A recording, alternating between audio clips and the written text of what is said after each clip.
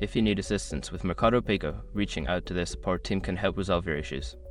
Follow these steps to contact support effectively. Step 1. Access the Mercado Pago app or website.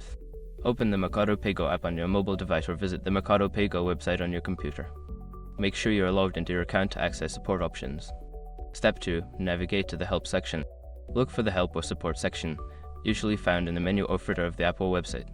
This section contains resources and options for contacting customer support. Step 3. Choose your support option. In the Help section, you will see various options for support such as FAQs, chat, or email. Select the option that best suits your needs. If you prefer immediate assistance, choose the chat feature. Step 4. Provide necessary information. If you are using chat or email, be prepared to provide relevant information about your issue, such as your account details and a description of the problem. This will help the support team assist you more efficiently. Step 5. Follow up.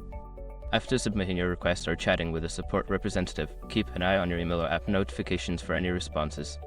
If you do not receive a reply within a reasonable time, consider following up through the same support channel.